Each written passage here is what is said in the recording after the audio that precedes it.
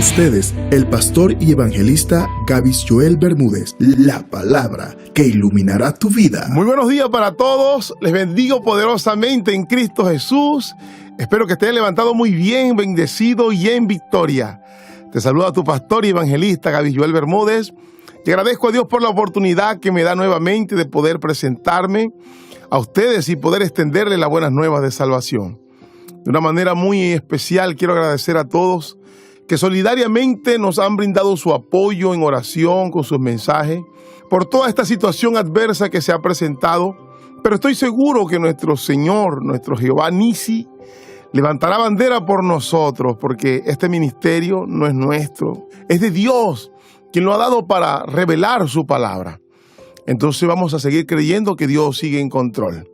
Sin más preámbulos, vamos a darle inicio y le pedimos al Espíritu Santo que nos dé la sabiduría y el conocimiento para poder entender sus palabras en el nombre poderoso de Cristo Jesús. Amén y amén. Hoy, como normalmente los sábados, vamos a estar leyendo una bonita historia para reflexionar en ella. Y estoy seguro que Dios va a hablar a la vida de muchas personas que a lo mejor no esté viviendo exactamente la historia, pero que tenga relación con lo que está viviendo. La historia se llama La factura llega tarde o temprano. Alejandra no tenía suficiente dinero para comprar ese costoso gato que le habían ofrecido. Pero como ella estaba acostumbrada a salirse siempre con la suya y de un plan con el cual falsificaría un cheque de su padre y compraría el animal, y así lo hizo. El problema fue que el plan no funcionó. Su padre se da cuenta de que le falta un cheque. Descubre que ella lo ha robado y la amenaza para que le devuelva su dinero. Desesperada, Alejandra contacta al joven a quien le compró el gato y le pide que se encuentren en un lugar conocido. El joven va acompañado de un amigo. Ya reunidos, le pide anular el negocio.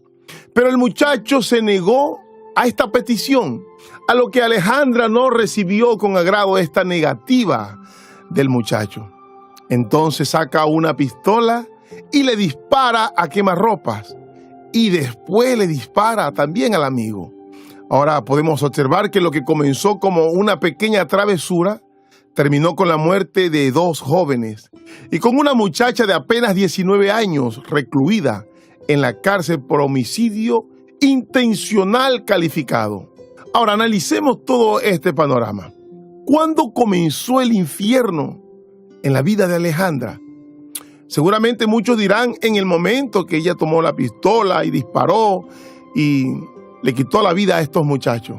Pero analicemos, si esta joven no hubiese cometido primero la infracción con su padre, no hubiese llegado a esta situación.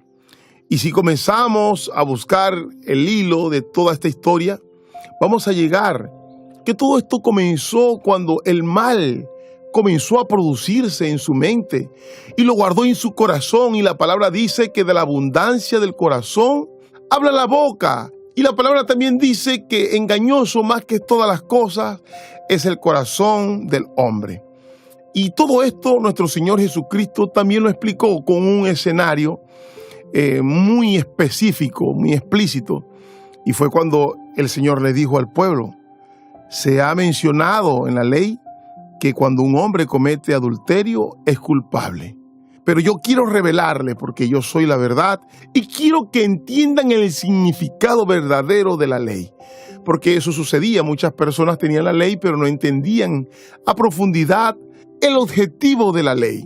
Y todo esto se daba por la condición en la que estaba viviendo el hombre. Pero a través de Cristo, el panorama para el hombre comienza a cambiar, porque la palabra dice que el velo se abrió y ya comenzamos a tener acceso a la verdad, al conocimiento de las cosas espirituales. Y en medio de todo este escenario, el Señor aprovecha para empezar a revelarnos estos misterios. Le dice: yo os digo que cualquiera que desee a una mujer que no sea su esposa, aún en la mente, ya ha adulterado con ella. Estoy parafraseando lo que dice el verso. Entonces nos ayuda a entender que verdaderamente el pecado comienza a formarse desde los pensamientos, desde lo que hay dentro de su corazón. Ahí comienza a maquinar y luego lo lleva a cabo. Por eso hay que tener mucho cuidado con lo que nosotros guardamos en nuestro corazón y con lo que procesamos en nuestra mente. Por eso debemos, cada vez que oramos, pedirle al Señor que nos ayude, que limpie nuestro corazón, nuestra mente y que nos permita ser llenos de Él para que luego lo que nosotros fructifiquemos sea el resultado de una comunión con el Espíritu Santo. Porque de aquello que nos alimentamos, de eso vamos a entregar. Y de hecho el mismo enemigo trabaja también conociendo estas cosas.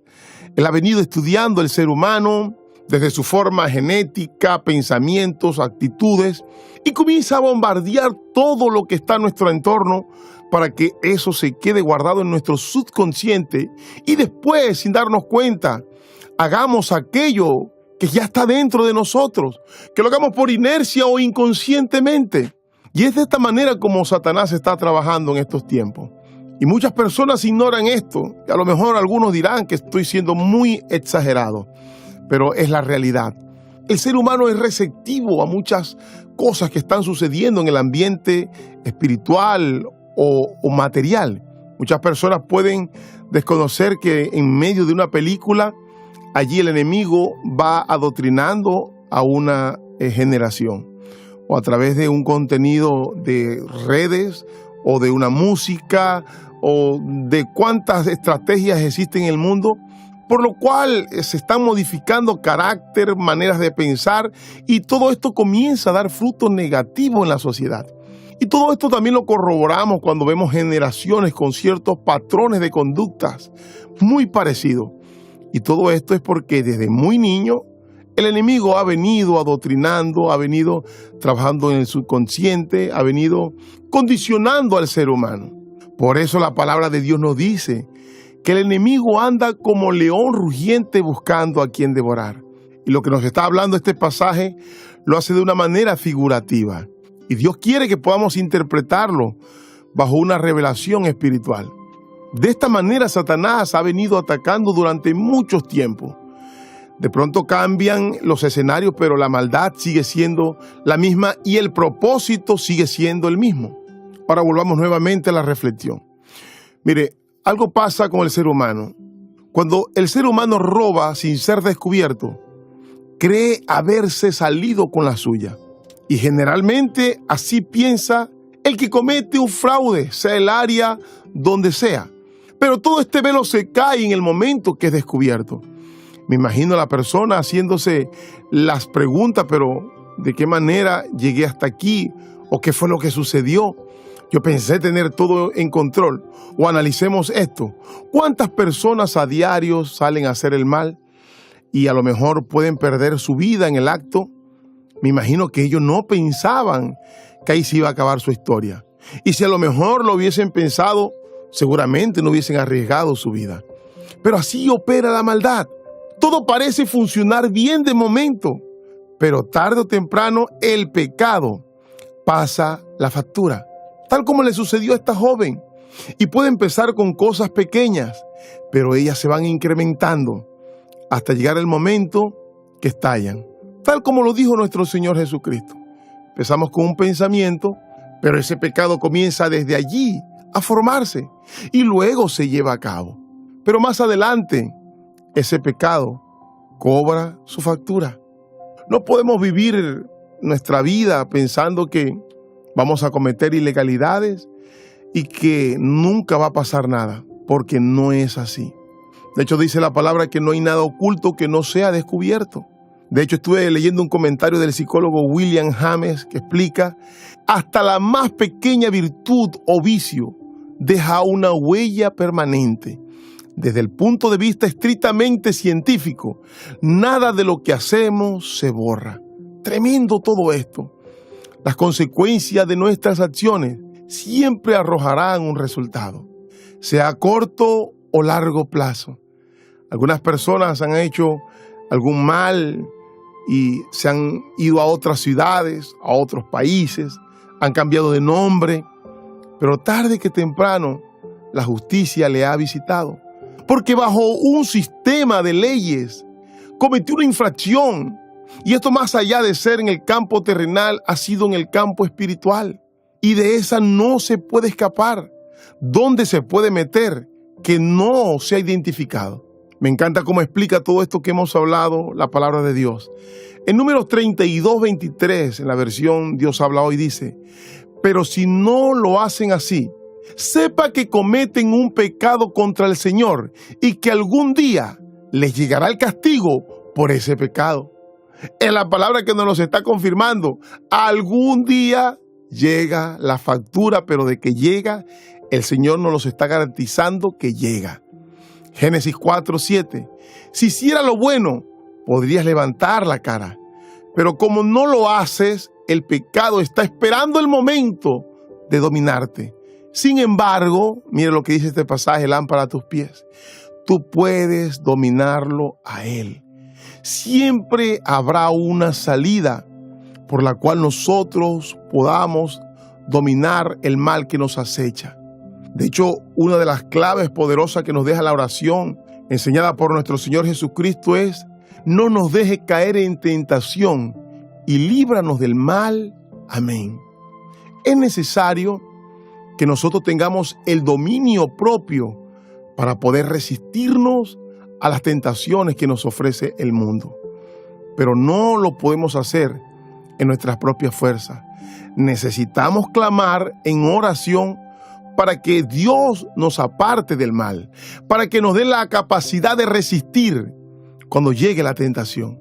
Esta es una herramienta que el mismo Dios nos ha entregado, porque Él dijo: no les he entregado espíritu de cobardía, sino de amor, de poder y de dominio propio.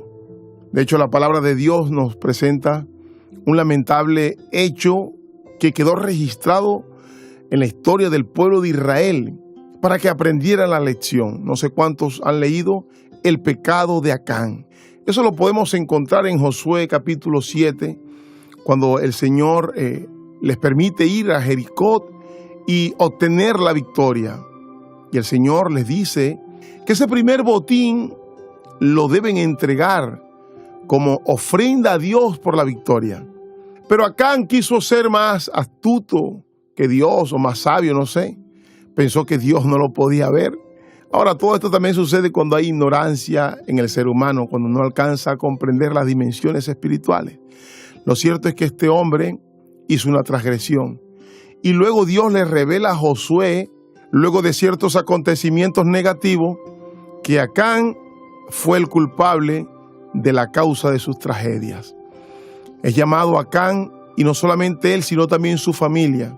Y recibieron un duro juicio. De hecho, vamos a leer parte, ya finalizando esta historia, desde el verso 24. Entonces Josué y todo Israel con él tomaron a Acán, hijo de Zera, el dinero, el manto, el lingote de oro, sus hijos, sus hijas, sus bueyes, sus asnos, sus ovejas, su tienda y todo cuanto tenía, lo llevaron al valle de Acor. Y le dijo Josué: ¿por qué nos has turbado? Túrbete Jehová en este día. Y todos los israelitas los apedrearon y lo quemaron después de apedrearlo. Qué triste fin para esta familia. Pero yo estoy seguro que esta maldad no fue improvisada en aquel momento de Jericó. Ya eso estaba sembrado en su corazón. Pero allí dio sus frutos. Pero lo más triste es que toda esa maldad los enceguecía, porque no pensaron que Dios podía descubrir su pecado. Termino con este hermoso Proverbio 5:22. Dios habla hoy: el malvado lo atrapa su propia maldad, su propio pecado lo sujeta como lazo. Esto es tremendo, porque ya la palabra nos viene enseñando desde el inicio que las consecuencias que trae el pecado es de esclavizar, es de atar y de poner cautivo al ser humano. Y este verso nos afirma que todo esto proviene por causa de su propia maldad.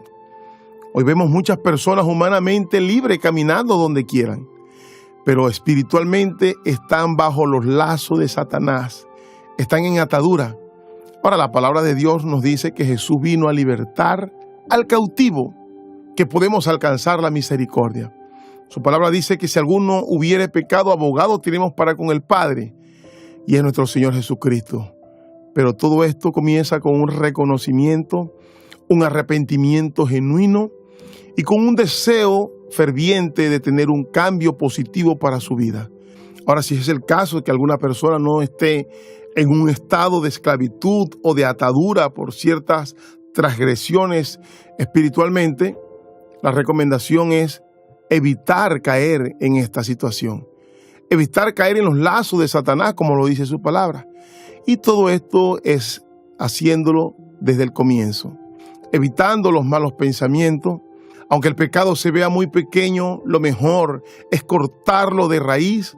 Y como ya lo mencionamos antes, todo esto desde la mente, luego en nuestro carácter y en nuestra personalidad. No sé si Dios le esté hablando a alguien a través de estas palabras, porque yo no conozco a todas las personas que llega este mensaje, pero Dios sí. Y si a lo mejor este mensaje ha llegado a ti, es porque Dios en amor quiere que llegues al conocimiento de la verdad, porque esto te hará libre. Y estas son las bendiciones de la palabra de Dios, porque son lumbreras a nuestro camino. Espero que haya sido de gran bendición. Te bendigo enormemente y esto fue Lámpara a tus pies. Hay una nueva historia que contarte y es el